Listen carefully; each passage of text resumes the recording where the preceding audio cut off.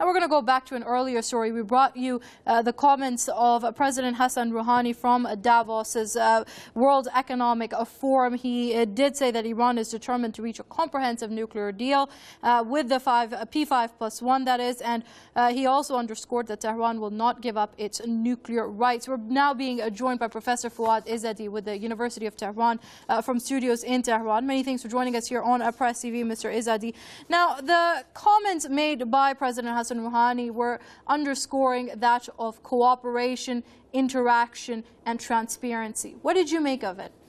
I think what Dr. Rouhani said is basically what he said he was going to do when he was running for president. The tone of his speech reflects his campaign promises.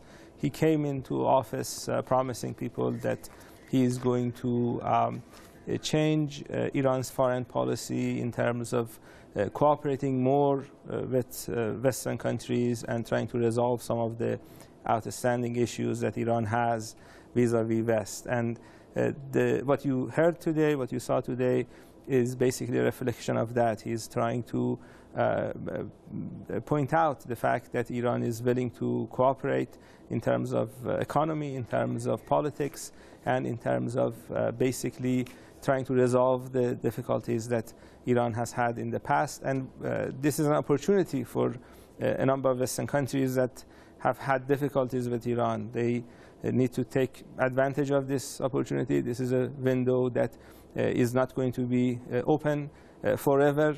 If Iranian people realize that this type of tone of reconciliation is not bearing any fruit, I think Iranian people will respond in the next round of elections. And we have the Majlis elections coming up. I think they will have the way the West deals with Rouhani in mind when they are voting next time. And speaking of which, how do you see actually the West reciprocating these overtures made by President Hassan Rouhani? We've just seen the Iranian foreign minister saying that the U.S. has been not very honest with regards to the wording of the Geneva Agreement.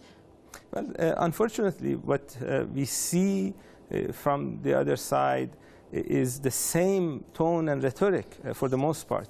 We have President Obama talking about all options being on the table, referring to the idea of attacking Iran militarily.